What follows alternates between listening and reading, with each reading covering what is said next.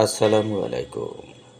আজ ১৯ মার্চ ২০২৬ খ্রিস্টাব্দ, ৫ চৈত্র ১৪৩২ বঙ্গাব্দ, ২৯ রমজান ১৪৪৭ হিজরি, বৃহস্পতিবার। সংবাদ পাঠ করছি মনির হোসেন কামাল। প্রথমেই শুনবেন সংবাদ শিরোনাম। আকাশে চাঁদ দেখা গেলে ঈদ হবে আগামীকাল। আগুনে পুড়ছে মধ্যপ্রাচ্যের গুরুত্বপূর্ণ জ্বালানি স্থাপনা। ঢাকা সদরঘাটে ২ লঞ্চের চাপায় বাবা ছেলের মৃত্যু। কলাপাড়ায় যুবকের অর্ধগলিত মরদেহ উদ্ধার। সন্তানদের ঈদের জামা কিনে বাড়ি ফেরার পথে ব্যবসায়ীর মৃত্যু। আজ ২৯ রমজান, ইফতার সন্ধ্যা ৬টা ১১ মিনিটে। মাইকিংয়ে রেকর্ড করা হয় লোকবেতারে। শুনলেন সংবাদ শিরোনাম, এবার বিস্তারিত। আকাশে চাঁদ দেখা গেলে ঈদ হবে আগামীকাল। চাঁদ দেখা না গেলে আগামীকালও রাখতে হবে রোজা। তাহলে ৩০ রোজা শেষে বাংলাদেশে ঈদ হবে শনিবার। সৌদি আরবে ১৪৪৭ হিজরি সনের শাওয়াল মাসের চাঁদ দেখা যায়নি। সেদেশের মুসলমানরা আজ রোজা রেখেছেন। ফলে দেশটিতে শুক্রবার উদযাপিত হবে ঈদুল ফিতর। আফগানিস্তান, নাইজার ও মালিতে আজ ঈদুল ফিতর পালন করছে। আজ সন্ধ্যায় চাঁদ দেখা কমিটি বৈঠকে বসছে। বরগুনায় ঈদের নামাজের সময় নির্ধারণ করেছেন জেলা প্রশাসন। ঈদের নামাজের প্রথম জামাত হবে সকাল ৮টায় সার্কিট হাউস কেন্দ্রীয় ঈদগাহ মাঠে। সকাল ৮:৩০ আবুল হোসেন ঈদগাহ মাঠে নামাজ হবে। ইরানের দফায় দফায় হামলায় কাতারের প্রধান গ্যাস স্থাপনা মারাত্মকভাবে ক্ষতিগ্রস্ত হয়েছে। মধ্যপ্রাচ্যে চলমান যুদ্ধের মধ্যে এই ঘটনা বিশ্বজুড়ে জ্বালানি সরবরাহে নতুন করে উদ্বেগ সৃষ্টি করেছে। বার্তা সংস্থা এএফপি সূত্রে জানা গেছে, অনেকগুলো গুরুত্বপূর্ণ জ্বালানি স্থাপনা আক্রান্ত হয়েছে।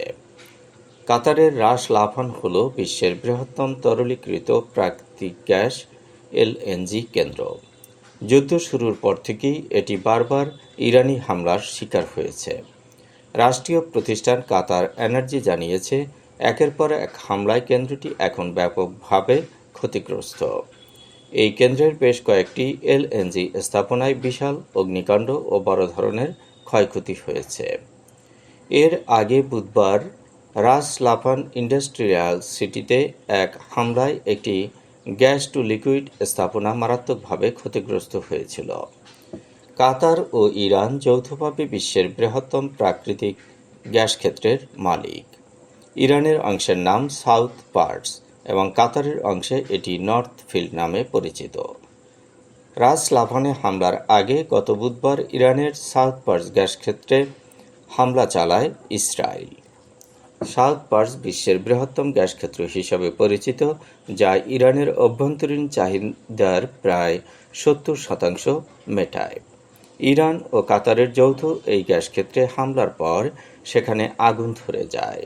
ট্রাম্প হুঁশিয়ারি দিয়ে বলেন, ইরান যদি কাতারে হামলা অব্যাহত রাখে তবে মার্কিন বাহিনী পুরো সাউথ পার্টস গ্যাস ক্ষেত্র বিশাল বিস্ফোরণে উড়িয়ে দেবে।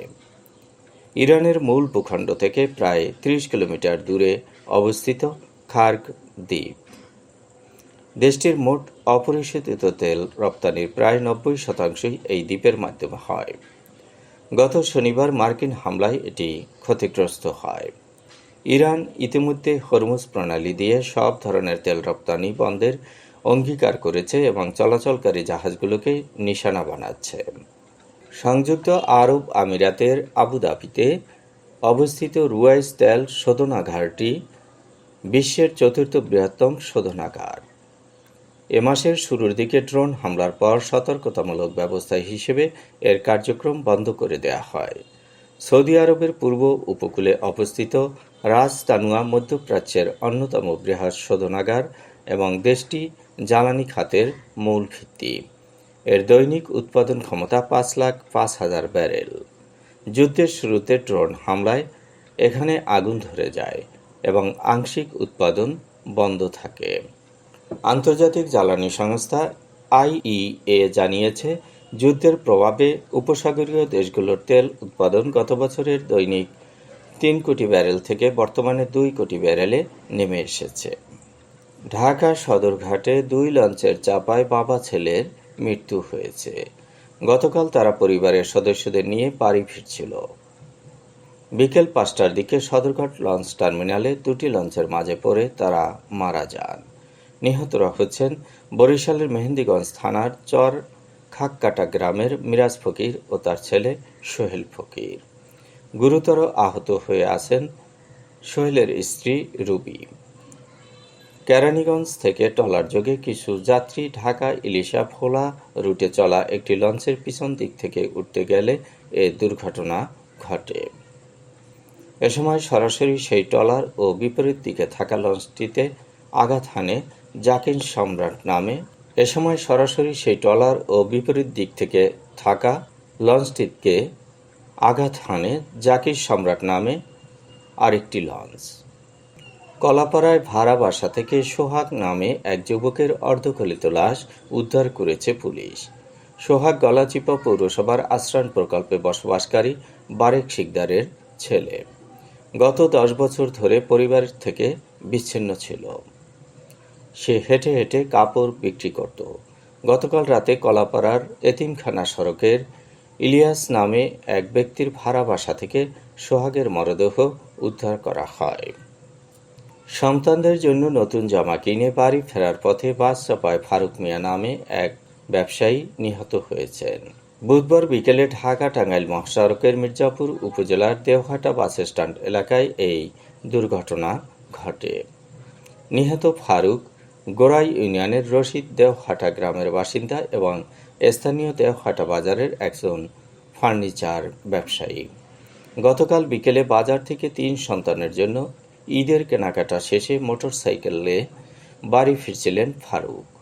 পথে দেওঘাটা বাস স্ট্যান্ডের পশ্চিম পাশে আলহাজ জোনাব আলী উচ্চ বিদ্যালয়ের সামনে পৌঁছালে বিপরীত দিক থেকে আসা দ্রুতগামী মোত্তাকিন পরিবহন এর একটি মিনিবাস একটি প্রাইভেট কারকে ধাক্কা দেয়।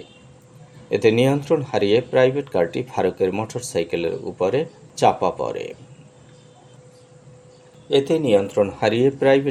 ফারুকের মোটরসাইকেলকে চাপা দেয়। চলছে রহমত বরকত ও মাগফিরাতের মাস রমজান। আজ 29 রমজান। আজকের ইফতারির সময় সন্ধ্যা 6:11। ফজরের নামাজ 4:52। মাইকিংয়ের রেকর্ড করা হয় লোকবেতারে। সুমধুর ও সুস্পষ্ট কণ্ঠে মাইকিংয়ের জন্য লোকবেতারের বিকল্প নেই। লোকবেতারের সাউন্ডপ্রুফ স্টুডিওতে করা হচ্ছে গান ও নাটকের রেকর্ড। সেই সাথে লোকবেতারের নামমাত্র টাকায় প্রচার করা হচ্ছে বিজ্ঞাপন। 15 সেকেন্ডের বিজ্ঞাপন প্রচারিত হচ্ছে মাত্র 500 টাকায়। 30 সেকেন্ডের বিজ্ঞাপন 1000 টাকা, 45 সেকেন্ডের বিজ্ঞাপন 1500 টাকা আর 1 মিনিটের বিজ্ঞাপন প্রচার করা হয় মাত্র 2000 টাকায়।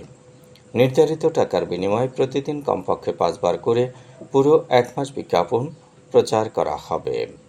মাইকিং ও বিজ্ঞাপনের জন্য যোগাযোগ করবেন 01-755-666-445 নম্বরে। এবারে শুনবেন আবহাওয়ার খবর।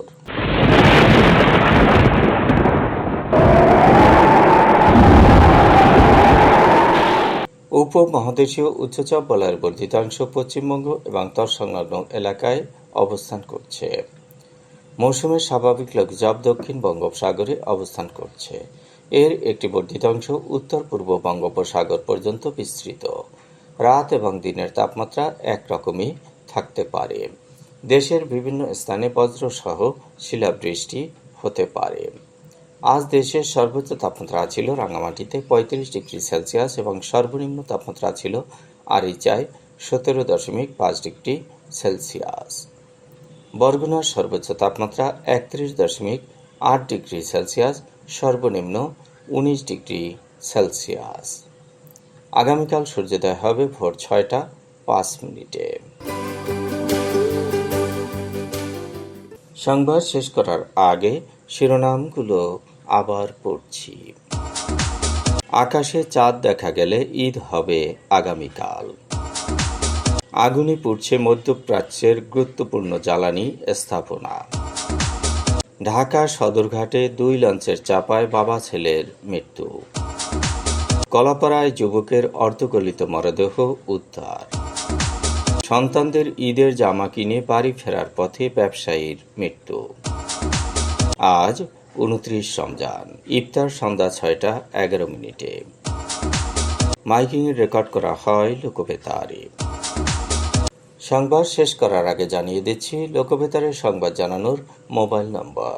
আপনার এলাকার গুরুত্বপূর্ণ সংবাদ জানাতে ফোন করুন 0-1-755-666-445 নম্বরে। আর লোকবেতারের সাথে যুক্ত হয়ে গান শুনতে চাইলে SMS করুন 01782973478 নম্বরে। মোবাইল করবেন 01959438545 নম্বরে। বিশ্বের সব জায়গা থেকেই শুনতে পারবেন লোকবেতার। লোকবেতার FM.org ওয়েবসাইটের মাধ্যমে শুনুন সরাসরি অনুষ্ঠান। সংবাদ পাঠ এখানেই শেষ করছি।